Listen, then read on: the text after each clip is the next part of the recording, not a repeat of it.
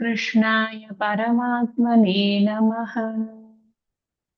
ஸ்ரீமத் பகவத்கீதை 11வது அத்தியாயம் விஸ்வரூப தர்சன யோகம் அப்படிங்கிற அத்தியாயத்தை நாம எல்லாரும் விஸ்வரூபமாக இந்த பிரபஞ்ச ரூபமாக இருக்கக்கூடிய பகவானை எல்லாருமா சேர்ந்து பார்த்து அனுபவித்துக் கொண்டிருக்கிறோம். அர்ஜுனனோடு கூட அர்ஜுனன் எப்படி விவரிக்கிறாரோ அதுபடி நாமளும் அந்த பகவானை பார்த்து கொண்டிருக்கோம்.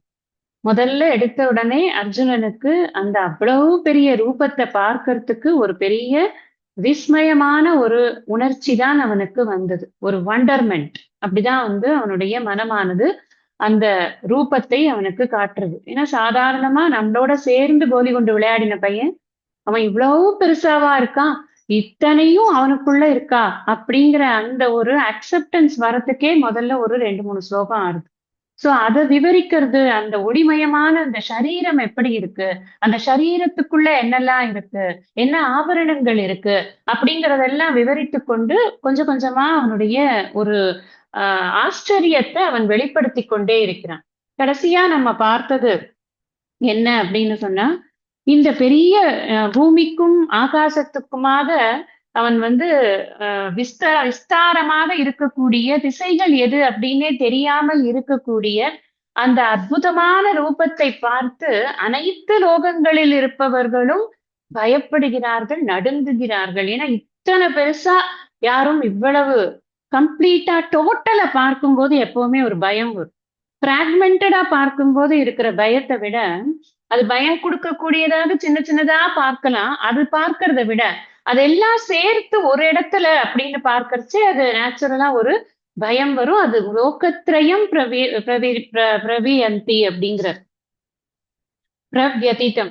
பிரவ்யதிதம் மகாத்மன் லோகத்ரயம் பிரவ்யதிதம் அப்படிங்கிற வியதிதம்னாலே நடுங்கி பார்க்கறது அப்படின்னு அர்த்தம். பிரவ்யதிதம்னா நன்றாக நடுங்கிறது. கொஞ்சம் கூட அவனுக்கு நிக்கவே மாட்டேங்கிறது. இந்த கம்பக அப்படின்னு சொல்லுவோம் இல்லையா, உடம்பெல்லாம் நடுங்கிறதுங்க, அந்த மாதிரி இருக்கு. எல்லாருக்குமே அப்படி இருக்கு அப்படிங்கிறத விவரிச்சு. அது மாத்திரமில்ல, அடுத்தது சொல்லும் பொழுது அந்த உருவத்திற்குள்ள யார் யாரெல்லாம் பார்க்கிறார் அப்படின்னு சொல்லிட்டு விவரிக்கிறார். தேவர்கள் எல்லாம் அந்த உருவத்தை பார்த்து கொண்டிருக்கிறார்கள்.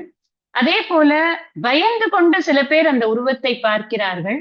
ரிஷிகள் சித்தகணங்கள் எல்லோரும் ஸ்துதி பண்ணிக்கொண்டு நன்றாக பொருள் சேர்ந்த புகழ் மொழிகளால் ஸ்துதி பண்ணிக்கொண்டு அந்த உருவத்தை பார்க்கிறார்கள். உருவம் எப்படி இருக்கு அப்படின்னா, பெரிய வாய் இருக்கு. அந்த வாயிலிருந்து நெருப்பு அக்னி அப்படியே ஜுவாலை கொழுந்து விட்டு எரிந்து கொண்டிருக்கிறது.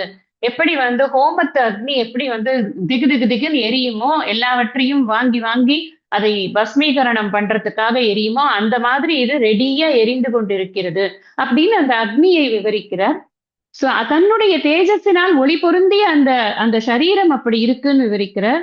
அந்த சரீரத்துக்குள்ள இந்த தேவகணங்கள், ரிஷிகணங்கள், சாதாரண மனிதர்கள் எல்லோரும் ஒரு பக்கம் இருக்க, இன்னொரு பக்கத்தில் ருத்ரர்கள் முதற்கொண்டு ஆதித்யர்கள், ருத்ரர்கள், வசவர்கள், வசுக்கள், அப்புறம் விஸ்வே தேவர்கள், இப்படி அத்தனை பேரும் என்னென்னலாம் தேவர்கள்ல ஒரு ஒரு கூட்டமா இருக்கோ அத்தனை கூட்டங்களையும் நான் பார்க்கிறேன். பித்ருக்கள் எல்லாருமே அங்க நிற்கிறார்கள். எல்லாருமே எப்படி பார்க்கிறார்கள் அப்படின்னு சொன்னா, ரொம்ப ஆச்சரியமாக உன்னை பார்த்து கொண்டிருக்கிறார்கள். ஒரு பக்கம் பயத்தோடு கொஞ்சம் பேர், ஒரு பக்கம் ஆனந்தமாக கொஞ்சம் பேர், ஒரு பக்கம் எந்த விதமான உணர்ச்சியும் இல்லாமல் கொஞ்சம் பேர், ஒரு பக்கம் ஆச்சரியமாக கொஞ்சம் பேர். இப்படித்தான் இது எதை குறிக்கிறது அப்படின்னா, இந்த உலகத்தை பல பேர் பலவிதமாக பார்ப்பது இப்படித்தான் அப்படின்னு குறிக்கிறது.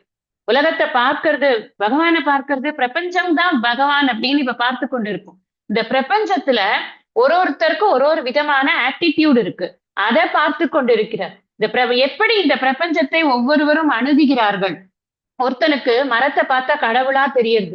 மரத்தை வெட்டக்கூடாதுன்னு ஒருத்தன் போராடிட்டு உட்காந்து, ஒருத்தன் சொல்றான், இந்த பூமி தாயோட மடியில இவ்வளவு ஆழம் வெட்டாதீங்க, சுரங்கம் எல்லாம் ரொம்ப ஆழமா தோண்டினீங்கன்னா, மைனிங் எல்லாம் பண்ணீங்கன்னாக்கா அப்புறம் நம்மளோட பூமி கெட்டு போயிடும் அப்படின்னு சொல்லிட்டு அதை அவ்வளவு ரெவரன்ஷியலா பார்த்து கொண்டு இருக்கு.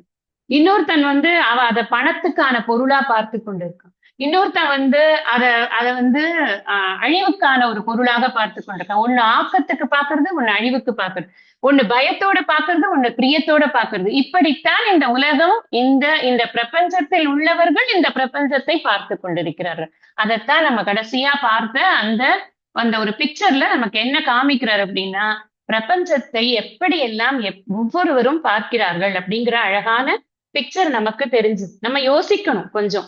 இவன் பார்த்தான், அப்புறம் தேவர்கள பார்த்தானா? சரி தேவர்கள பார்த்தான். ரிஷிகள பார்த்தான். ஆமா ரிஷிகள்னா பாடுவாங்க. கரெக்ட். ரிஷிகள்னா நல்லா வந்து ஸ்லோகம் சொல்லுவாங்க. ஆமா, அப்படி கிடையாது. இது வந்து குறியீடுகள். இந்த குறியீடுகள் எதை குறிக்கிறது அப்படின்னு சொன்னா, இந்த ரெவரன்ஷியல் ஆட்டிட்யூட், இதை வந்து ஒரு பக்தி பூர்வமாக இதை படைத்தவனிடம் இருக்கக்கூடிய ஒரு ஈர்ப்போடு அதை பார்க்கும் பொழுது அதை ஸ்துதி பண்ணணும்னு ஆசையா இருக்கு. இது படைப்பு, இதில் இருந்துதான் நான் வந்து இதில் தான் நானும் இருக்கிறேன் அப்படின்னு நினைக்கிறவர்களுக்கு வேறு எந்த விதமான ஒரு எக்ஸ்ட்ரா ஃபீலிங்ஸும் இல்ல. அப்படி இருக்கிறார்கள் சில பேர். சில பேர் இதெல்லாம் பார்த்தா அப்படியே பயமா இருக்கு நமக்கு. நம்ம எங்கேயாவது இந்த தேகம் நமக்கு போயிடுச்சுன்னா என்ன பண்றது அப்படிங்கிற ஒரு பயத்தோடு இந்த படைப்பை பார்க்கிறார்கள். அப்படின்னு நாம இதை புரிஞ்சுக்கிட்டு, இது எல்லாமே குறியீடுகள். இந்த குறியீடுகளை எப்படி இருக்கு இந்த பிரபஞ்சம்ங்கிறத காமிக்கிறார். அர்ஜுனனுடைய மொழிகளால் அதை காண்பிக்கிறார் அப்படின்னு நம்ம பார்க்கணும். அடுத்தது இப்போ 23வது பாடல்ல இருந்து நம்ம இன்னைக்கு படிக்கணும். இந்த 22வது ஸ்லோகத்துக்கு போன வாரம் புதன்கிழமை சொல்லும் பொழுது அதுக்கு பொழிப்புரை நான் சொல்லல அப்படின்னு சொல்லியிருந்தாங்க. நான் இப்ப சொல்றேன். எழுதுறவங்க அதை எழுதிட்டு இருந்தோம். அர்த்தம் சொல்லிட்டேன்னு நினைக்கிறேன். பதவுரை சொல்லிட்டு டைரக்டா பொழிப்புரை சொல்லல போல இருக்கு.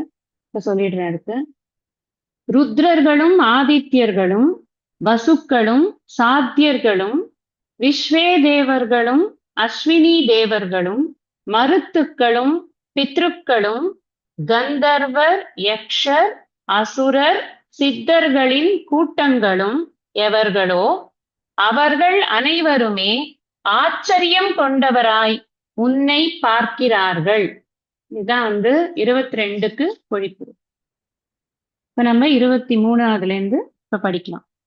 ரூபம் மகத்தே பகுவக்ர நேத்ரம் மகாபாஹு பகுபாஹுருபாதம் பகூதரம் பகுதம்ஷ்ட்ராகராலம் திருஷ்ட்வா லோகாः பிரவ்யதிதாஸ்ததாஹம்.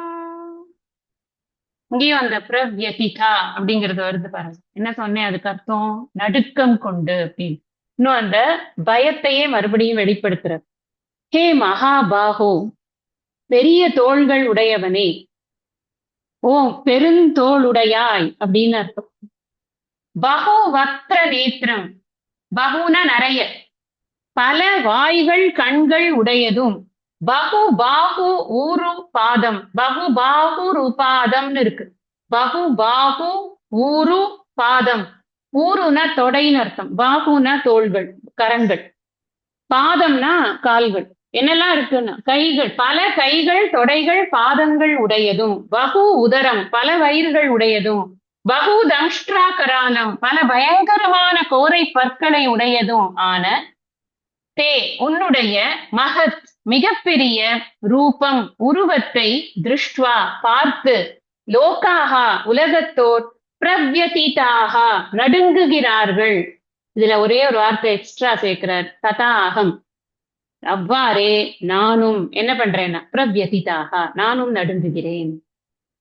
இந்த ததாகமோட நிறுத்திட்ட நாம அதை சப்ளை பண்ணி புரிஞ்சுக்கிறோம். பிரவ்யதிதாகங்கிறத அங்கேயும் சேர்த்துக்கிறோம். ஓ பெருந்தோளுடையாய், பல வாய்கள் கண்கள் உடையதும், பல கைகள் தொடைகள் பாதங்கள் உடையதும், பல வயிறுகள் உடையதும், பல பயங்கரமான கோரை பற்கள் உடையதுமான உன்னுடைய மிகப்பெரிய உருவத்தை பார்த்து பயந்து உலகத்தோர் நடுங்குகிறார்கள். அவ்வாறே நானும் நடுங்குகிறேன் அப்படிங்கிறார். இந்த பிரவ்யதிதாந்தராத்மா அப்படின்னு சொல்லும் பொழுது அங்க 19வது ஸ்லோகத்துல அங்கேயும் என்ன சொன்ன? லோகத்ரயம், 3 உலகங்களில் இருப்பவர்களும், நான் சொன்னோம் எல்லா உலகமும் சேர்த்துக்கலாம் அப்படின்னு சொல்லி, எல்லாருமே அந்த ஒரு ஜுவாலையாக இருக்கக்கூடிய அந்த ஒரு உருவத்தை பார்த்து பயப்படுகிறார்கள். இப்ப என்ன வர்ணனை பண்றார் அப்படின்னா, ஒரு கண்ணில் ஒரு முகம் இல்ல, பல முகங்கள் இருக்கு. அதனால பல கண்கள் இருக்கு, பல வாய்கள் இருக்கு, பல கைகள் இருக்கு, பல இது இருக்கு, வயிறு இருக்கு. உதரம் அப்படின்னா வயிறு. அப்புறம் தொடைகள் பல இருக்கு, கால்கள் பல இருக்கு. இப்ப நமக்கு ஒரு இது விஸ்வரூப தரிசனம் அப்படின்னு ஒரு படத்தை நீங்க கூகுள் பண்ணீங்க அப்படின்னாலோ, ஏதாவது ஒரு இதுல புக்ல பின்னாடி அட்டை முன்னாடி அட்டை எதையாவது போட்டிருந்தாங்கனாலோ என்ன போட்டிருப்பாங்க? மேக்சிமம் ஒரு உருவம் பல தலைகள் அவ்வளவுதான் காட்ட முடியும். ஆனா இங்க ஆக்சுவல் எப்படி பார்க்கிறார் அப்படின்னா, எண்ணற்ற உடல்கள், எண்ணற்ற வயிறுகள், எண்ணற்ற தொடைகள், எண்ணற்ற கால்கள், எண்ணற்ற கரங்கள்.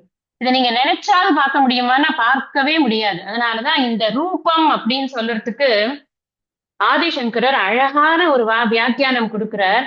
இத ரூபம் அப்படிங்கிறத அப்பிரமாணம் ரூபம் அப்படின்னு கொடுக்கிறார். பிரமாணம் அப்படின்னு சொன்னா என்ன அர்த்தம்னா, என் கண்ணால இத பார்த்தேன்ப்பா, அவனுக்கு 4 தலை இருந்தது, அவனுக்கு 5 கை இருந்தது அப்படின்னு நான் பிரமாணம், என் கண்ணு பார்க்கத வச்சு சொல்லலாம் இல்லையா? நான் பார்க்கவே இல்லையா, ஒரு புஸ்தகத்துல போட்டிருந்தது, இந்த புராணத்துல இப்படி போட்டிருக்கு, அவருக்கு 16 தலை இருந்தது, 25 கை இருந்தது அப்படின்னு இந்த புராணத்துல போட்டிருக்கு, அது அப்படி இருக்கு இப்படி இருக்குன்னு விவரிக்கலாம். இத்திஹாசங்கள்ல இருக்குன்னு விவரிக்கலாம், இல்ல வேதத்துல இப்படி ஒரு வர்ணனை இருக்குன்னு விவரிக்கலாம். ஆனா இதெல்லாம் தான் பிரமாணம். ஏதாவது ஒண்ணுத்துல இருந்து அது இதுதான் அப்படின்னு நிர்ணயம் பண்ணப்பட்டது பிரமாணம். அறிவை கொடுக்கக்கூடிய கருவி. எந்த அறிவை கொடுக்கக்கூடிய கருவிக்கும் எட்டாததாக இந்த உருவமானது இருக்கிறது அப்படிங்கிறதுனால ரூபம் மகத் அப்படின்னு போட்டுட்டு. மகத் அப்படின்னா மிக பிரம்மாண்டமா இருக்கு. இது அவனுக்கு தெரிஞ்ச அளவுல, அவனால முடிஞ்ச அளவுல அதை அவன் கன்சீவ் பண்ணி ஒரு வார்த்தைக்கு கொண்டு வந்திருக்கான். நீங்க இத இந்த இந்த இந்த பிக்சரைசேஷனை எடுத்துக்கொண்டு நம்ம இப்ப இருக்கிற நவீன டூல்ஸ் எல்லாம் நிறைய இருக்கே, அதை வச்சு நீ இதை வச்சு ஒரு பிக்சர் வர அப்படின்னு சொன்னா அது கூட இவன் எப்படி விவரிச்சானோ அது மாதிரி அந்த மிஷின் எல்லாம் வரையுமா அப்படிங்கிறது நமக்கு தெரியல. ஆனா இப்ப நிறைய பண்றாங்கல்ல, அப்படிதான் எல்லாம் நிறைய வீடியோஸ் எல்லாம் வந்துட்டு இருக்கு. இந்த குழந்தைகளுக்கு பண்ணக்கூடிய இந்த புராண ஸ்டோரிஸ் வீடியோ ரொம்ப நல்லா பண்றாங்க நிறைய பேர். அதெல்லாம் பாத்தீங்கன்னா இந்த மாதிரி ப்ராம்ப்ட் கொடுத்து இவன் இப்படி இருந்தா அவன் அப்படி இருந்தா அது மாதிரி ஒரு உருவம் போடு அப்படின்னு எல்லாம் கொடுத்து பண்றாங்க. பட் இதெல்லாம் பண்ண முடியுமா? ஆச்சரியமான விஷயங்கள். இதை எப்படி கன்சீவ் பண்றது? ஒரு முகம் பார்க்கலாம், ஒரு வயிறு பார்க்கலாம், ஒரு தலை பார்க்கலாம், ஒரு கால் பார்க்கலாம். தொடைன்னா இப்படியே வரிசையா தொடையா இருக்கு, கால்னா காலா இருக்கு. ஆனா அது எப்படி இருக்குன்னா லீனியரா இல்ல, சர்க்குலரா இருக்கு. அது பூரா ஏன் சர்க்குலர்ங்கிற விஷயத்த சொல்றேன்னா, அது ஆதி அந்தத்தை கண்டுபிடிக்க முடியலன்னு அவன் சொன்னதுனால சொல்றேன். அவன் நிமிர்ந்து பார்த்தான்னா பூரா அதுதான் இருக்கு.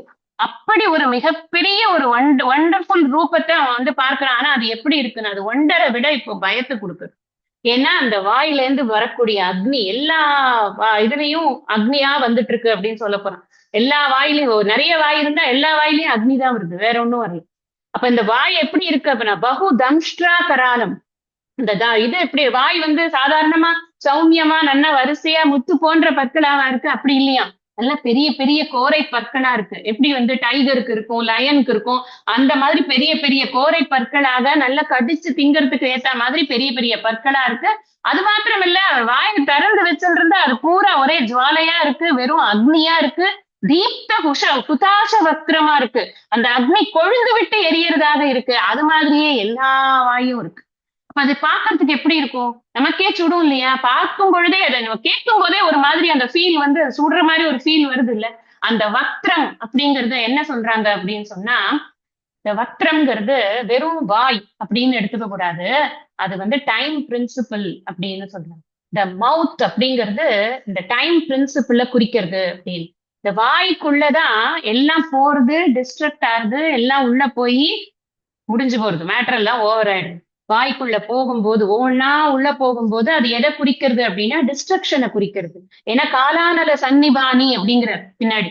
அப்ப இது கால அனலம் அது அப்படின்னு காலத்தை குறிக்கக்கூடியதாக இருக்கு. இந்த வாயை திறந்து இருக்கிறது, வாயில இருக்கிற அக்னி அப்படிங்கிறது காலத்தை குறிக்கக்கூடியதாக. இந்த காலம்ங்கிறது என்ன அப்படின்னா, இந்த காலம்ங்கிறது இது தோற்றத்தையும் குறிக்கிறது, இப்ப இருக்கக்கூடிய ஸ்திதியையும் குறிக்கிறது, லயத்தையும் குறிக்கிறது. காலம்ங்கிறது மூன்றையும் குறிக்கிறது. நம்ம ஒரு பொருள் வேணும் நமக்கு அப்படின்னு சொன்னா அந்த பொருளுக்கு ஒரு தோற்றம் இருக்கு, அந்த பொருள் உபயோகப்படுத்தும் போது அதுல ஸ்திதி இருக்கு, அந்த பொருள் டிஸ்ட்ராய் ஆகும் போது அதுல லயம் ஏற்படுகிறது. அப்போ சிருஷ்டி ஸ்திதி லயம் இதுதான் இந்த காலத்தினுடைய மிகப்பெரிய பரிமாணமா இருக்கு. அந்த காலத்தின் மிகப்பெரிய பரிமாணத்தை காட்டுறதுதான் இந்த வாயை திறந்து இருக்கக்கூடியது அப்படின்னு வியாக்கியானக்காரர்கள்லாம் மிக அழகாக அதை பத்தி எடுத்து சொல்றாங்க. இந்த born is gone அப்படின்னு ஒரு ஸ்டேட்மெண்ட் ஒன்று. அந்த ஸ்டேட்மெண்ட் இப்ப அந்த ஸ்டேட்மெண்ட் நீங்க ஜஸ்ட் எழுதி பாருங்களேன். born is gone அதுதான் காலத்தினுடைய தன்மை அப்படின்னு சொல்றாங்க. bornனா என்ன? பிறக்கிறது. isனா இப்போ சஸ்டனன்ஸ் இருந்து கொண்டு இருக்கிறது, கான்னா போயிடுறது. காலம்ங்கிறது என்னன்னா கான் இஸ் கான் அப்படிங்கிற காலத்தை குறியீடு குறியீடு இதெல்லாம் குறியீடு சொல்லக்கூடிய வார்த்தைகள். இது எது பிறக்கிறதோ எதெல்லாம் தோன்றுகிறதோ அதெல்லாம் லயத்திற்கு உட்பட்டதுதான். எது ஒண்ணுமே ஆதியில இல்லாம இருந்து மத்தியத்துல இருந்து பின்னாடி இல்லாம தான் போக போறது அப்படின்னு அவ்யக்தாதீனி பூதானி வியக்த மத்தியானி பாரதன்னு நம்ம முன்னாடியே 2வது அத்தியாயத்துல படிச்சுட்டோம். இங்க காலம்ங்கிறது எதை குறிக்கிறது அப்படின்னு சொன்னா எல்லா பொருட்களினுடைய தோற்றம், நிலை பெறுதல், முடித்தல், இதைத்தான் இந்த காலமானது குறிக்கிறது. இந்த கால அக்னியாக இந்த வாயை திறந்து வைத்துக் கொண்டிருக்கக்கூடிய, அதுவும் எதுக்காக வாயை திறந்து பகுதம்ஷ்டாகராலானியா வாயை திறந்திருக்கணும். பெரிய பெரிய கோரை பற்கள் எதுக்கு? சும்மா வெறும் வாயில இது மட்டும் போட்டு இருந்தா நெருப்பு மட்டும் வந்துட்டு இருந்தா போருமானா இல்ல. உள்ள போறதெல்லாம் மென்னு முழுங்கி திங்க வேண்டாமா? அதுக்காக நல்ல பெரிய பெரிய கோரை பற்கள். அப்போ இது டிஸ்ட்ரக்டிவ் ரூபமாக அது காட்டப்படுகிறது. அதனாலதான் பயம் ஏற்படுகிறது. இல்லைன்னா பயம் ஏற்படுறதுக்கு ஒண்ணுமே விஷயமே இல்லை. இவ்வளவு அழகா இருக்காரு, எத்தனை தலைப்பாரு, இந்த கிருஷ்ணர் அழகு, அந்த ராமர் அழகு, அந்த இது நரசிம்மர் அழகு, இப்படி ஒன்னொன்னா பார்த்து கொண்டே இருக்கலாமே. எல்லா ரூபத்தையும் காமிக்கிறாருன்னா எல்லா ரூபத்தையும் அழகு அழகுன்னு பார்த்துட்டு இருக்கலாம். ஆனா பார்க்க முடியல, அந்த மாதிரி காட்டல. இது அழிவின் காலத்தை காட்டுகிறார். அழிவின் கதை. சுனாமிய போய் பக்கத்துல நான் அந்த சுனாமிக்கு ஒரு ஒரு ஒரு ஒரு ஒரு 15-20 கிலோமீட்டர் தள்ளி இருந்து பாத்துங்க, என்ன அழகு தெரியுமாங்க, அந்த வேவ் அப்படி வந்ததுங்க அப்படி நான் சொல்லுவேன். யாராவது சொல்ல மாட்டான், ஐயோ பயமா இருந்தது, வேவ்ஸ் ரொம்ப பிடிக்கும், வாட்ச் பண்றது ரொம்ப பிடிக்கும், கடல்னா ரொம்ப பிடிக்கும்னு சொன்னா கூட அதை வாட்ச் பண்ண முடியாது நம்மளால. அதைத்தான் இங்க காட்டுறது. எனக்கு எல்லாம் பிடிக்கும் கிருஷ்ணர்ல. கிருஷ்ணர் என்ன பண்ணாலும் எனக்கு பிடிக்கும். கிருஷ்ணர் வப்பனம் மதுரம், எனக்கு எது பண்ணினாலும் மதுரம் தான். கிருஷ்ணன் எதை பண்ணினாலும் எனக்கு மதுரம். ஆனாலும் இந்த ஒரு ரூபம் இருக்கே, ரூபம் மகத்ரே பகுவத்ர நேத்திரம், எத்தனை முகங்கள். முகங்கள்னு சொல்றது இந்த இடத்துல வாயின்னு நம்ம புரிஞ்சுக்கணும். அத்தனை முகங்கள்லயும் அவ்வளவு வாயிலையும் என்ன இருக்குன்னா பெரிய பெரிய கோரை பற்களும் அதுல பூரா பூரா நெருப்பு துண்டங்களுமாக அப்படியே ஜொலிச்சு கொண்டே இருக்கிறது. நிறைய கரங்கள், நிறைய கால்கள், நிறைய தொடைகள், அப்படி ஒரு மிகப்பெரிய பிரம்மாண்டத்தை பார்க்கும் பொழுது பிரவ்யதிதா, எல்லாருக்கும் நடுங்கிறதுப்பா லோகத்துல. எனக்கு மட்டும் நடுங்காதா? நானும் உன்னை பார்த்துட்டு அப்படியே பயந்து போய் கிடக்குறேன். நம்ம என்ன புரிஞ்சுக்கணும் அப்படின்னா, இது அழிவை குறிக்கிறது. நம் வாழ்க்கையின் மிகப்பெரிய தருணம். அந்த அழிவு அப்படிங்கிறது ஒருத்தருடைய வாழ்க்கையிலையும் வரக்கூடிய தருணம் எது அப்படின்னா டெத். இந்த டெத் அப்படிங்கிறதுக்கு நாம பயப்படக்கூடாது.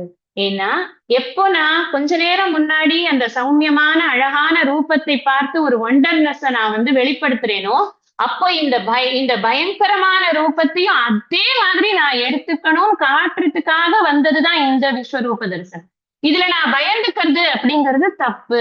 இது ஏன்னா நம்மளுடைய வாழ்க்கையில ஒவ்வொரு முறையும் ஒவ்வொருத்தருடைய வாழ்க்கையில எதுக்கு பயப்படுறோம் அப்படின்னா, மரணம் தான் மிகப்பெரிய பயத்தை கொடுக்கறது. ஒண்ணு என் மரணம், இல்லைன்னா இன்னொருத்தரோட, எனக்கு விரும்பினவரோட மரணம். இந்த மரணம் என்பது இந்த இயற்கையின் நியதிதான். அதை நான் ஏற்றுக்கொள்ளத்தான் வேண்டும். அழகான அந்த கிருஷ்ணர் தான் இப்படி கோர ரூபத்தை காட்டுகிறார். இதை நான் ஏற்றுக்கொள்ள வேண்டும். காட்டுறதுக்காக இதெல்லாம் சொல்றார் அப்படின்னு பார்ப்போம். அடுத்தது பார்க்கலாம். 24. நபஸ்பிருஷம் தீப்தம் அநேக வர்ணம் வியாத்தானனம் தீப்த விஷால நேத்திரம் திருஷ்ட்வா ஹி த்வாம் பிரவ்யதிதாந்தராத்மா திருதிம் ந விந்தாமி சமஞ்ச விஷ்ணு. இங்கேயும் பிரவ்யதிதாந்தராத்மா. நீங்க நோட் பண்ணிட்டே வாங்க. 19லயும் சொல்லியிருக்கார், 23லயும் சொல்லியிருக்கார், 24லயும் சொல்லியிருக்காருன்னா நடுக்கம் எவ்வளவு மோசமா இருக்கு அப்படின்னு. பயம் அவ்வளவு பயமா இருக்கு. ஹே விஷ்ணு, இங்கதான் விஷ்ணு அப்படிங்கிற பெயரை சொல்லி கூப்பிடுறார். விஷ்ணு அப்படின்னு ஏன் சொல்றாருன்னா, எங்கும் நிறைந்தது அப்படின்னு. விஷ்ணுங்கிற பதத்துக்கு என்ன அர்த்தம்னா எங்கும் நிறைந்ததுன்னு. அதனால இங்க எங்கும் நிறைந்து இருக்காரு. இப்ப அவர் பார்க்கறச்சே வெறும் அவர் மாத்திரம் தான் தெரியல, திசைகளே தெரியலன்னு இப்பதான் சொன்னார். உன்னுடைய ஒளியில எனக்கு எந்த திசைகளும் தெரியலப்பா அப்படின்னார். அது மாதிரி இப்ப அவர் மாத்திரம் நிறைந்து இருக்கிறதுனால அதே பேர் சொல்லிடுறாரு. ஓ விஷ்ணுவே, நபஸ்பிருஷம். நபக அப்படின்னா இது ஆகாசம், விண்ணு. ஆகாசம்னா நான் சொல்றது ஆகாயம்னு சொல்றோம்ல, அந்த ஸ்கை அப்படி. இந்த ஸ்கை வரைக்கும் டச் பண்றாராம். விண்ணுக்கும் மண்ணுக்குமாய விரிந்து நிற்கிறார் அப்படின்னு நம்ம பார்க்கிறோம் இல்லையா? நான் போன கிளாஸ்லயே சொன்னேன், அந்த அண்ணாமலையாருடைய ஜோதி எப்படி இருந்ததோ அது மாதிரி இவர் விண்ணுக்கும் மண்ணுக்கும் விண்ண முட்டுற மாதிரி போய் நிக்கிறாரு. அவ்வளோ பெருசா இருக்காரு அவர். ஸ்பிருஷம்னா தொடுறது, விண்ணை தொடும் அளவுக்கு நீ பெருசாக இருக்கிறாய். எப்படி இருக்கன்னா தீப்தம், தீப்தம்னா ஒளி பொருந்தியதாக. இப்பதான் பார்த்தோம் ஸ்வதேஜசா அப்படின்னு. தன்னுடைய ஒளியே அவருக்கு பெரும் ஒளியாக காட்சி அளிக்கிறார், ஒளி ரூபமாக காட்சி அளிக்கிறார். தீப்தம், ஒளி பொருந்தியவராக. சரி, ஒரு ஒளிதானா? நம்ம இப்போ ஒரு ஒரு தீபத்தை ஏத்தி வச்சோம்னா ஒரு எல்லோ லைட் ஒண்ணு தெரியும், அவ்வளவுதானே? அவ்வளவுதான் தெரியும். இப்போ ஒரு சாதாரண விலையில ஒரு புஸ்வானை வாங்கினோம்னு வச்சுக்கோங்க, கொஞ்ச தூரம் அப்படி புஷ்ன்னு அடிக்கும். அது என்ன ஒரே கலர்ல இருக்கும். இதே கொஞ்சம் விலை வசதியா ஒரு புஸ்வானை வாங்கினோம்னாக்க, சைனா ஐட்டமோ இது ஐட்டமோ ஏதோ ஒண்ணு வாங்குறோம்னு வச்சுக்கோங்க, இங்கே இருக்கிறதே கூட கொஞ்சம் விலை வசதியா இருக்கிறது வாங்கினோம்னா என்ன பண்ணும்? நிறைய கலர்ல வரும். அந்த மாதிரி இவரும் என்ன பண்றாரா, ஒரு ஒரு ஒளியை காட்டல, அநேக வர்ணம், பலவிதமான வர்ணங்களை அவருடைய உடலில் பார்க்கிறார். பலவிதமான உடல்கள், அந்த ஒரு உடலுக்குள்ளேயே பலவிதமான உடல்கள், பலவிதமான வர்ணங்கள், பலவிதமான முகங்கள், எல்லாத்தையும் அந்த ஒரு உடலுக்குள்ளேயே பார்க்கிறான். ஒரு பல வர்ணங்களை உடையவராகவும். வாய் எப்படி இருக்கு? எப்ப பார்த்தாலும் வாயையே பார்த்துடும். ரொம்ப இம்பார்ட்டன்ட் பாயிண்ட் இது. ஏன்னா பின்னாடி இந்த இது என்ன ஆகுதுன்னா, இப்ப பிக்சர் நீங்க இப்படி பாருங்க. முதல்ல ஒரு ஃபுல் பிக்சர் காமிக்கிறான். இந்த ஃபுல் பிக்சருக்கு அப்புறம் கண்கள்ல எல்லாம் சூரிய ஒளியா இருக்கு, அவ வாயில ஒளி வந்திருக்கு, வீட்ட குதாச நேத்திரம்னு ஒரு ஹோமாக்னி மாதிரி அக்னி ஜுவாலம் பண்ணிட்டே இருக்கு அப்படின்னு சொல்லி காமிக்கிறான். அதுக்கப்புறம் அவன் உன்னை ஃபுல்லா என்னால பார்க்க முடியல, துர்நிரீட்சியமா இருக்கு, கொஞ்சம் கஷ்டப்பட்டு தான் பாக்குறேன், ஆனாலும் பாக்குறேன் அப்படிங்கிறான். அதுக்கப்புறம் அவன் பார்க்கக்கூடிய விஷயங்கள், யார் யார் நிக்கிறா என்ன அப்படிங்கறதெல்லாம் தெரியுது. அப்புறம் இந்த உருவமே பலவிதமான உருவங்களாக, பலவிதமான வண்ணங்களாக பார்க்கிறான். ஆனா எப்ப பார்க்கும் பொழுதும் இவனுடைய போக்கஸ் எங்க போய் நிக்கிறதுனா வாயில தான் நிக்குது. ஏன்னா சொன்னேன் இல்லையா, காலம், அந்த காலத்துலதான் அந்த போக்கஸ் போய் நிக்கிறது, அந்த வாயிலதான் அந்த போக்கஸ் நிக்கிறது. இங்கேயே என்ன வியாப்த ஆனனம். ஆனனம்னு சொன்னா முக்கம்னு அர்த்தம். இந்த இடத்துல ஆனனம்னா வாயினர். அந்த கஜானனம் சொல்றோம் இல்லையா, கஜானனம் அப்படின்னா கஜ ஆனனம், ஆனை தலை, ஆனை முகத்தோன் அப்படின்னு சொல்றோம். அந்த ஆனனம்னா முகம்னு. இந்த இடத்துல வாயினன். வாய் எப்படி இருக்கா? ஆன்னு இருக்கான். வியாப்த அப்படின்னா பெருசா திறந்திருக்கு. நம்மளால எவ்வளவு பெருசா திறந்து முடியுமோ அவ்வளவு பெருசா திறந்து வச்சிருக்காராம் அவர். வியாப்த அப்படின்னு நல்லா பெருசா திறந்த வாயை அப்படின்னு நிறைய பேர் வரப்போறாரு.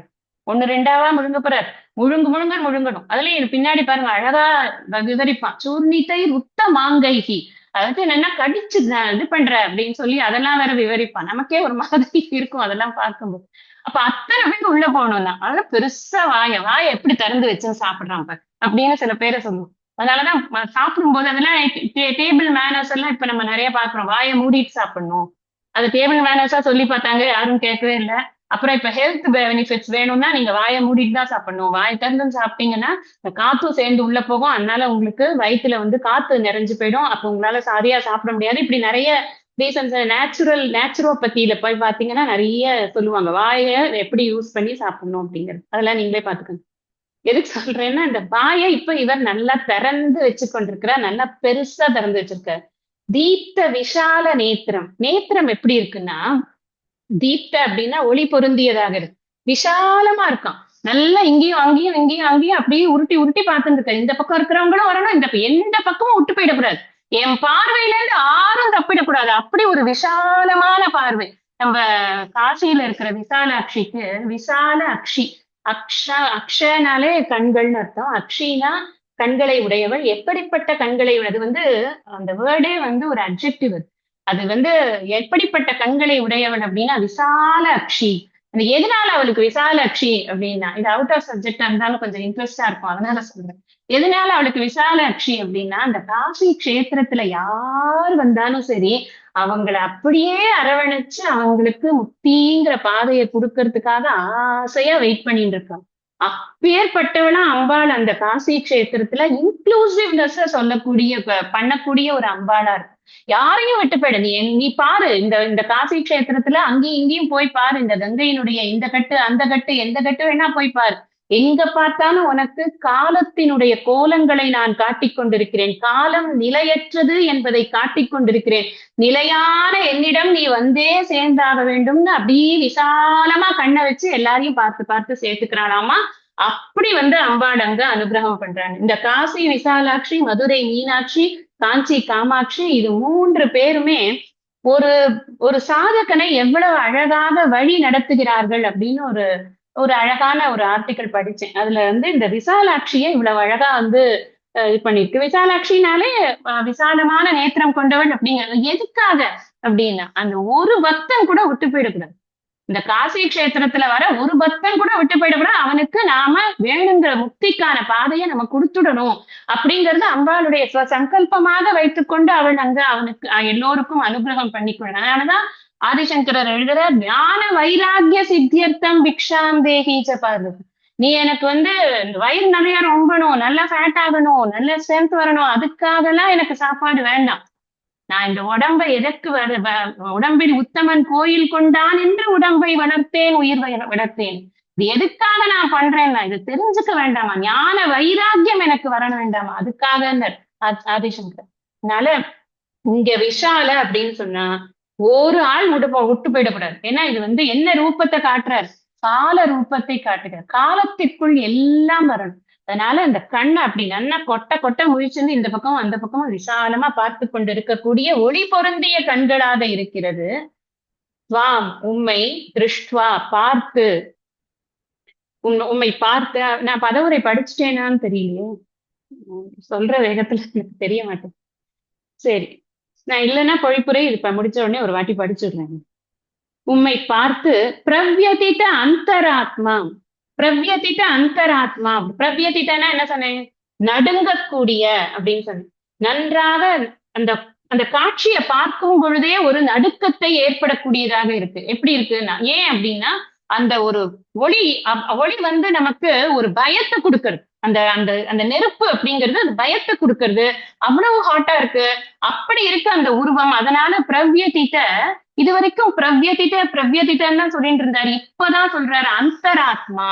அந்தராத்மானா என்னது, உள்ளம் நடுங்குகிறது. ஏதோ உடம்பு நடுங்குறது, என்னோட உடம்புதான் வந்து டக்கு டக்கு டக்குன்னு ஆடுறது, பல்லுதான் தந்தி அடிக்கிறது, அப்படி இல்லப்பா, என் மனசு நடுங்கிறது. ஏன்னா என் மனசுக்குள்ள நான் எவ்வளவு சௌமிய ரூபமா உன்னை வைத்துக்கொண்டு நான் இத்தனை நாட்களாக உன்னை சகாவாகவும் உன்னை தெய்வமாகவும் நான் பூஜித்துக் கொண்டு வந்திருக்கிறேன். ஆனால் இப்பொழுது இந்த ரூபமா எப்படி இருக்கிறது, கால ரூபமாக இருக்கிறது அப்படிங்கறது என்னால வந்து ஜீரணம் பண்ணவே முடியல. அதனால என் மனசு கூட நடுங்கிறதுப்பா. மனசு நடுங்கிறது, எனக்கு உடம்பு நடுங்கிறது, வார்த்தை வர மாட்டேங்கிறது. அப்படி என்னுடைய இப்ப எனக்கு இப்படி ஆயிடுச்சுன்னா மனசு நடுங்கி போச்சு, என் மனசே நடுங்கிடுத்துங்க அப்படின்னு சொன்னா என்ன அர்த்தம், தைரியமே போச்சு அப்படின்னு தானே அர்த்தம். அதுக்கு என்ன அர்த்தம், நம்ம என்ன இன் நார்மல் பார்லன்ஸ் அதை எப்படி புரிஞ்சுப்போம், பாவம் தைரியத்தை இழந்துட்டார் அப்படின்னு. அதையே தான் அவனும் சொல்றான். திருத்திம் ந விந்தாமி சமன் திருத்தியும் இல்ல எனக்கு, சமமும் இல்லை. திருத்திம் மன உறுதியையும், நடுங்கும் மனமுடைய நான் திருத்திம் மனம் உறுதியையும், சமஞ்ச அமைதியையும். இப்ப எனக்கு மனசு நடுங்கிறது. நடுங்கின மனசு எப்படி உறுதியா இருக்கும், ஏன் மனசு நடுங்கிறது, ஏன்னா இந்த உருவத்தை, இந்த அழிவின் ஆரம்பத்தை பார்க்க எனக்கு தைரியம் இல்லை. இந்த என்டையர் டெக்ஸ்ட் ஆரம்பிச்சதே இதனாலதான். அவனால வந்து அவனுடைய தாத்தாவை, அவனுடைய பெரியப்பாவை, அவனுடைய மாமாவை அவனால கொல்ல முடியல. இதுதான் அவனோட பிரச்சனை. அதுக்காக தான் அவர் வந்து இவ்வளவு தூரம் சொல்லிட்டு இருக்காரு. அதோட ஒரு பார்ட் அண்ட் பார்சலா நான் இந்த மாதிரியான ஒரு உருவத்தில் தான் நான் இருக்கிறேன் அப்படின்னு காட்டினாக்க, நான் வெறும் நீ எப்ப பாரு இந்த டூரிங் எல்லாம் போறிய அந்த மாதிரி பிருந்தாவன் கார்டன்ஸ்ல இருக்கிற மாதிரியே இருப்பேன்னு நினைச்சிட்டு இருக்காத. இந்த பக்தி இதுல எல்லாம் வந்து பத்ரிநாத்ல எல்லாம் ஒரு தடவை ஒரு பெரிய இது வந்தது, பிளட் வந்தது, அந்த மாதிரி கூட நான் இருப்பேன் அப்படின்னு காட்டுறாரு. இப்போ அப்படி காட்டுறா, இதை பார்த்து பழகிறவனுக்கு அது புரிய மாட்டேங்கிறது. அது புரியல, இல்ல அதை எடுத்துக்க முடியல, அக்செப்டன்ஸ் இல்ல. ஃபர்ஸ்ட் நமக்கு எல்லாருக்கும் பெரிய பிரச்சனை என்னன்னா, பிரச்சனைகளை அக்செப்ட் பண்ண மாட்டோம். நம்ம வந்து நம்ம பிரச்சனைகளே இருக்கக்கூடாதுன்னு நினைப்போம். அது இல்ல வாழ்க்கை, பிரச்சனைகள் சேர்ந்ததுதான் வாழ்க்கை. பிரச்சனைகள் இருக்குங்கிற அக்செப்டன்ஸ் ஆக நமக்கு வேணும்ல, அதுக்கப்புறம் தான் அதுக்கு என்ன சொல்யூஷன் நம்ம கண்டுபிடிக்க முடியும். இவனுக்கு பிரச்சனை இப்ப இது வந்து ஒரு ரூபம், இந்த ரூபத்தை மனம் ஏற்கவில்லை. அதனால மனம் நடுங்குகிறது. நடுங்கக்கூடிய மனம் மன உறுதியை இழக்கிறது. அது ரொம்ப உறுதியா, அவனுக்கு அவன் மேல ஒரு பெரிய நம்பிக்கை இருந்தது, அந்த நம்பிக்கை போயிடுச்சு. அவனுக்கு மேல என்ன நம்பிக்கைனா, இந்த அர்ஜுனன் கிட்ட வில்லு அம்ப வச்சு கொடுத்து நீ போய் ஒரு சண்டையை போட்டுவான்னு சொன்னா யாரா இருந்தாலும் தோக்கடிச்சுட்டு வந்துருவான், அப்பேற்பட்ட வீரன் அப்படின்னு ஒரு பேர் வாங்கிருப்பான்.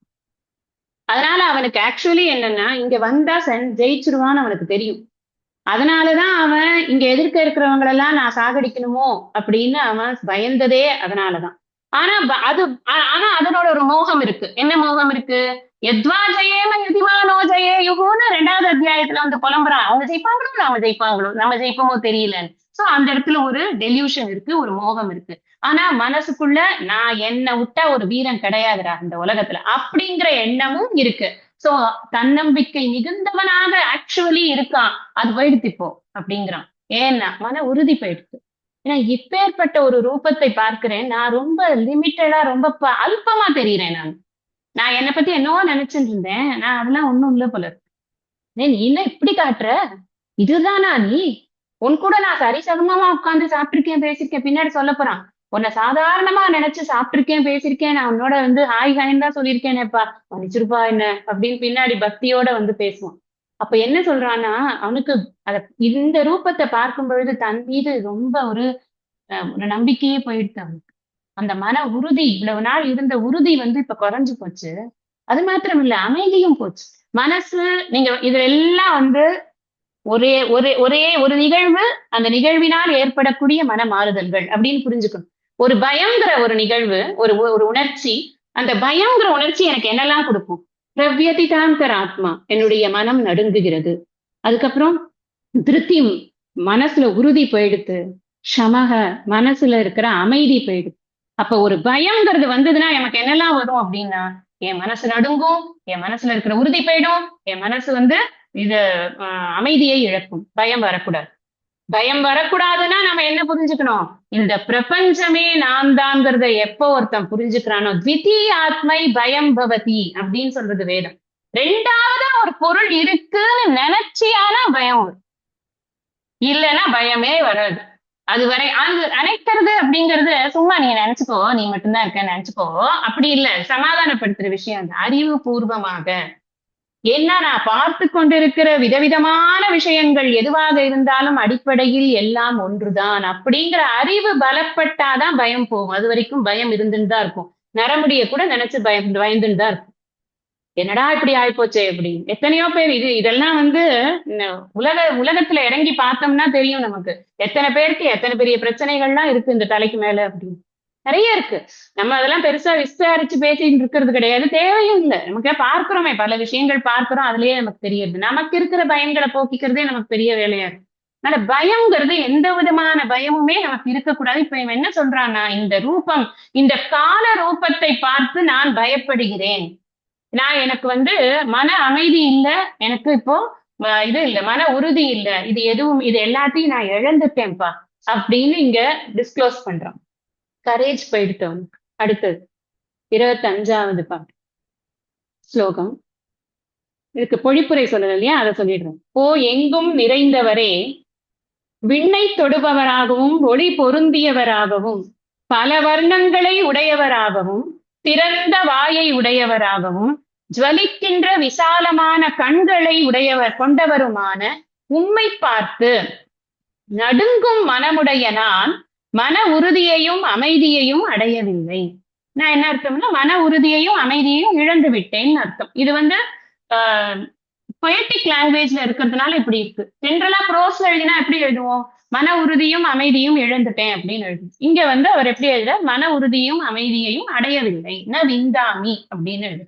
அடுத்தது தம்ஷ்ரா கராலானி சதே முகானி திருஷ்ட்வைவ காலானல சன்னிபானி திசோ ந ஜானே ந லபே ச சர்ம பிரசீத தேவேஷ ஜெகன்னிவாச. இப்ப இந்த இடத்துல என்ன கேக்குற, எனக்கு இந்த கோர ரூபம் பயத்தையும் நடுக்கத்தையும் மன உறுதியையும் கொடுத்து மன உறுதியை இழக்க வைக்கிறதுனால நீ கொஞ்சம் அமைதியா ஆவேன் தயவு செஞ்சு. நான் அமைதியாகணும், அமைதி போச்சு, அதனால தயவு செஞ்சு நீ அமைதியாக அப்படிங்கிறத ஆரம்பிக்கிறாரு. தம்ஷ்ரா கராலானிச்ச, இப்ப ஏற்கனவே தம்ஷ்ரா கராலானி போனதுலயும் பார்த்திருக்கோம். தம்ஷ்ரா கராலானின்னா என்ன அர்த்தம்? பற்கள், கோரை பற்கள், கோரை பற்களை உடையதும் கால அனல சன்னிபாணி, ஊழிக்கனல் போன்றதுமான. கால அப்படின்னா ஊழிக்காலம், இது லயமாகக்கூடிய அந்த அழிவு காலம் வரப்போகும்போது ஒரு ஒரு ஒரு பெரும் நெருப்பு வருதே, அந்த மாதிரியான கால அனல். அந்த அனலுக்கு அனலம் அனலம்னா நெருப்பு. அந்த நெருப்பு எந்த டயத்து நெருப்பு? எல்லாம் இப்ப நமக்கு ரொம்ப குளிருது. அப்ப நமக்கு கொஞ்சம் கதகதப்பு வேணுங்கிறதுக்காக நெருப்பு மூட்டுறோம். அது ஒரு நெருப்பு தான். அடுப்ப மூட்டுறோம். அடுப்புல ஒரு நெருப்பு தான். விளக்கேத்துறோம். அதுவும் ஒரு நெருப்பு தான். ஆனா இந்த நெருப்பு அந்த மாதிரி நெருப்புலாம் இல்ல. இது நெருப்பு இது. எல்லாத்தையும் சாப்பிடுற நெருப்பு. அதனாலதான் கால அனல சந்நிபானி ஊழிக்கனல் போன்றதுமான உம்முடைய முகாணி முகங்களை, இந்த இடத்துல முகங்களைன்னு சொன்னாலும் பத்திரம் வாய்க்குள்ள இருக்கக்கூடிய அந்த நெருப்புகளை குறிக்கிறது. திருஷ்டுவா ஏவ பார்த்ததுமே, திசக திசைகளை ந ஜானே நான் அறியவில்லை, ஷர்மச்ச அமைதியையும் ந லபே நான் அடையவில்லை, ஹே தேவேஷ ஓ தேவர்களின் தலைவனே, ஹே ஜெகன் நிவாச ஓ உலகத்தின் உறைவிடமே, நிதானம்னு சொல்லியிருக்கார் முன்னாடி. உலகத்தின் உறைவிடமே, இங்க வேற ஒரு வார்த்தை போடுறார். ஹே ஜெகன் நிவாச உலகத்தின் உறைவிடமே, பிரசீத அமைதி அடைவாயாக, அருள் புரிவாயாக. என்ன சொல்றார்? கோரை பற்களை உடையதும் ஊழிக்கனல் போன்றதுமான உம்முடைய முகங்களை பார்த்ததுமே திசைகளை நான் அறியவில்லை, அமைதியையும் நான் அடையவில்லை. தேவர்களின் தலைவரே, உலகத்தின் உறைவிடமே, அமைதியை அடைவீராக. அமைதியா இருப்பா. அமைதி அமைதி முதல்ல அதைத்தான் சொல்ல. Peace peace. வேண்டாம்ப்பா, இவ்வளோலாம் நெருப்ப காமிக்காது, பயமா இருக்கு எனக்கு, பாக்குறதுக்கே பயமா இருக்கு, என் மனசெல்லாம் நடுங்கிறது, அதனால இது வேண்டாம். ஒண்ணு நம்ம புரிஞ்சுக்கணும் என்னன்னா, தனித்தனியா பார்க்கும் பொழுது கிடைக்கக்கூடிய பிக்சரை விட அந்த டோட்டாலிட்டி இருக்குல்ல, இந்த டோட்டாலிட்டிய பார்க்கும் பொழுது டைரக்ஷன்ஸ் கூட நமக்கு தெரியாது, டைமும் தெரியாது, டைரக்ஷன்ஸும் தெரியாது. எங்க எப்படி போகணும், எப்படி வைப்போம்.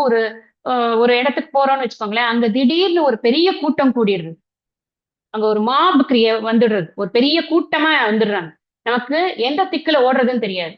அது மாதிரி சொல்றாரு இங்க, திசைகள் தெரியவில்லை. ஏன் திசைகள் தெரியவில்லை? ஏன்னா இந்த டோட்டாலிட்டிய பார்க்கும்போது எந்த சைடுன்னே எனக்கு புரியல. ஒரு அர்த்தம் நீ வெறும் ஒளிப்பிழம்பா இருக்கு, எல்லைகள் இல்லாம இருக்கு, எல்லைகள் அற்றதாக இருக்கிறதுனால, எல்லை இருந்தாதானே இது இந்த திசைன்னு எனக்கு தெரியும். அதனால எல்லையே இல்ல, எல்லையற்றதாக இருக்கிறதுனால திசை தெரியல.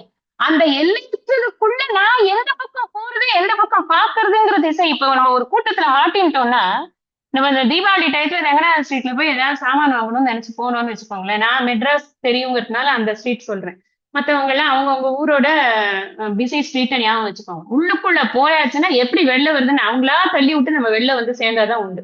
நம்ம பாட்டுக்கு நின்றுக்கலாம், எல்லாரும் சேர்ந்து தள்ளி விடுவாங்க, நம்ம வந்துடும். அப்படி நமக்கு தெரியாது, திசைகளே தெரியாது. இந்த டோட்டாலிட்டியில அந்த இதெல்லாம், அந்த டிஸ்டிங்ஷன்ஸ் எல்லாம் மறைஞ்சு போயிடுறது அப்படிங்கிறதுக்காக இங்க சொல்ற திசைகள் கூட எனக்கு தெரியல.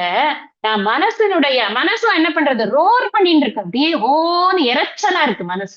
எப்ப பாரு நீங்க கூட்டத்துல பாருங்க, உங்க மனசு அமைதியாக இருக்கும், அமைதியா இருக்காது. இப்ப என்னெல்லாம் பாக்குறாருன்னா, பலவேறு விதமான மனிதர்களை பார்க்கிறார், அசுரர்களை பார்க்கிறார், ராட்சசர்களை பார்க்கிறார், தேவர்களை பார்க்கிறார், மகர்ஷிகளை பார்க்கிறார், சித்தகணங்களை பார்க்கிறார், ருத்ரர்களை பார்க்கிறார், ஆதித்யர்களை, எல்லாத்தையும் பார்க்கிறேன். அதை தவிர உன் முகம் வேற அவ்வளவு கோரமா இருக்கு, பல்லெல்லாம் வெளியில நீட்டின்னு இருக்கு, ரொம்ப பயங்கரமா இருக்கு, பெரிய பெரிய வயிறு இருக்கு, பெரிய பெரிய தொடை இருக்கு, பெரிய பெரிய கால் இருக்கு, இவ்வளவு பெருசா இருக்கு. எனக்கு மனசெல்லாம் ஒரே ரோரிங்கா இருக்கு. நீங்க யோசிச்சு இது எல்லாத்தையும் மைண்டுக்குள்ள கொண்டு வாங்க. கொண்டு வரும் போதுதான் இதனுடைய பயங்கரம் தெரியும். அப்பதான் ஏன் இவனுக்கு என்ன இதுக்கு போய் அவன் பயப்படுறான், பகவான் இப்படி காட்டுறார், அப்படி இல்ல, இப்படி எல்லாம் பார்க்கும் பொழுது ஒரு பயம் ஏற்படுறதுங்கிறது இயற்கைதான் அப்படிங்கிறது இதுல காமிக்கும். அப்படி ஏற்படுறது இது ஆக்சுவலா ஒடுக்கம் அப்படிங்கிறதே சாஸ்திரத்தையே எப்படி சொல்லியிருக்குன்னா, அடைவினில் ஒடுங்கும் அபவாதம் அப்படின்னுதான் கைவலி நவநீதத்துல சொல்லணும். அதாவது அந்த ஒடுக்கம் அப்படிங்கிறது யூஸ்வலா எப்படி இருக்கும்னா, இப்ப ஆகாசத்திலிருந்து பூமி வரைக்கும் வந்தது இல்லையா, தத ஆகாச சம்பூதக, அப்புறம் அதுல இருந்து வாயு வந்தது, வாயுல இருந்து அக்னி வந்தது, அக்னில இருந்து ஜலம் வந்தது, ஜலத்துல இருந்து பிருத்திவி வந்தது. ஒடுங்கறச்ச எப்படி ஒடுங்கும் அப்படின்னா, பிருத்திவி எல்லாம் ஜலத்துல ஒடுங்கிடும், ஜலம் எல்லாம் அக்னியில ஒடுங்கும், அக்னி எல்லாம் வாயுல ஒடுங்கும், வாயு எல்லாம் ஆகாசத்துல ஒடுங்கும், ஆகாசம் எல்லாம் அவ்யக்தத்துல ஒடுங்கும், அவ்யக்தம் எல்லாம் மகத்துல ஒடுங்கும், மகத் அப்படியே இருக்கும். அடுத்த சிருஷ்டியும் போது திரும்பி எல்லாம் வெளில வரும். இப்படித்தான் சிருஷ்டி லயம் அப்படிங்கறத சாஸ்திரம் சொல்றது. இது ஓகே, இது புரிஞ்சுக்கலாம், ஒன்னொன்னா போனா பரவாயில்ல, எல்லாமே ஒண்ணு போனா புரிய மாட்டேங்க, அது ரொம்ப கன்ஃபியூசிங்கா இருக்கு. அதனால அவன் என்ன சொல்றான், கொஞ்சம் அமைதிப்படுத்தப்பா, இந்த இந்த காக்குறது இருக்கே அது கொஞ்சம் குறை அப்படிங்கிறான். இதுக்கப்புறம் தான் மெயின் பிக்சரே வருது. நான் ஆக்சுவலா இன்னைக்கு அந்த 2 ஸ்லோகத்தையும் எடுத்துடணும்னு நினைச்சுதான் படிக்க சொன்னேன்.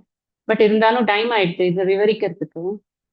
இந்த மெயின் பிக்சர் எதுக்கு சொல்றேன் அப்படின்னா, இவனுடைய பயமே என்ன அப்படின்னா, நான் இருப்பேனா, நாங்க ஜெயிக்க போறோமா, அவங்க ஜெயிக்க போறோமா, இதுக்கப்புறம் தான் காட்ட போறாரு. யார் யாரெல்லாம் என் வாய்க்குள்ள வராங்க அப்படிங்கிறத உனக்கு காட்டுறேன்னு அடுத்தது காட்ட போறாரு. அந்த அந்த வாய்ங்கிறதுக்கு ஜூம் வந்து ஜாஸ்தி ஆயிட்டு இருக்கு இப்போ. இனிமே வரும்போது இந்த வாய் இத்தனை நாளா இத்தனை நேரமா அவன் வந்து அந்த உடம்பில் ஒரு அங்கமாக அந்த வாயை பார்த்தான். ஆனால் உடம்பை பார்ப்பதை விட வாயையே அதிகம் சொல்லிக் கொண்டிருந்தான். இப்ப வாயை மட்டுமே பார்க்க போறான். ஜூம் வந்து ஃபுல்லா வாய்க்கே தான் வைக்கிறார். இன்னும் அடுத்த பாடல்கள் எல்லாத்துக்கும் நான் உங்களுக்கு கொஞ்சம் பிக்சரைஸ் ஆகணுங்கிறதுக்காக சில வார்த்தைகளை யூஸ் பண்றேன். ஜூம் பண்றாரு அப்படி அது பண்ணினா நான் என்ன நினைக்கிறேன் அப்படின்னா, அது அது உங்க மைண்ட்லயும் நல்லா பிக்சரைஸ் ஆகும். எனக்கு அது பிக்சரைஸ் பண்ணா பிடிச்சிருக்கு. இப்படி பிக்சரைஸ் பண்ணாம இந்த விஸ்வரூப தரிசனத்தை நம்ம வந்து உண்மையிலேயே அதை உணர்ந்து நம்மளால வந்து படிக்க முடியாது. ஏன்னா இது வெறும் வார்த்தைகள் அத்தனையும் வந்து கடமுடான்னு போட்டிருக்காரு. எல்லாம் வந்து ஒன்லி காம்பவுண்ட் வேர்ட்ஸ். எல்லா காம்பவுண்டும் பிரிச்சு பிரிச்சு பிரிச்சு நம்ம ஒவ்வொன்னையும் தனித்தனி வார்த்தைகள் புரிந்து கொண்டு அதை படிக்கணும் அப்படிங்கிறது ஒரு பெரிய எக்ஸசைஸ். அதுக்கு நமக்கு மைண்ட்ல ஒரு பிக்சர் கிரியேட் ஆச்சுன்னா அதுக்கப்புறம் படிக்கிறது வந்து இட்ஸ் வெரி ஈஸி. அதுக்காக தான் இந்த பிக்சர் கிரியேட் பண்ண ட்ரை பண்றேன். கொஞ்சம் எக்ஸ்ட்ராவா சொல்லணும்னாலும் சொல்லுறேன். அதுக்காக தான். ரைட். இதுக்கப்புறம் நம்ம இதோட இந்த அளவுல இன்னைக்கு வகுப்பை நான் நிறைவு பண்றேன். மேற்கொண்டு இருக்கக்கூடிய ஸ்லோகங்களோட அர்த்தங்களை எல்லாம் நம்ம அடுத்த சத்சங்கத்துல படிக்கலாம். ஐயனே எனதுள்ளே நின்று அனந்த ஜென்மங்களாண்ட மெய்யனே உபதேசிக்க வெளிவந்த குருவே போற்றி. உய்யவே முக்தி நல்கும் உதவிக்கோர் உதவி நாயேன் செய்யுமார் ஒன்றும் காணேன் திருவடி போற்றி போற்றி. நிறைவு பிரார்த்தனை. நிறைவு பிரார்த்தனை. ஸ்ரீ குருப்யோ நமக. அறிவிலே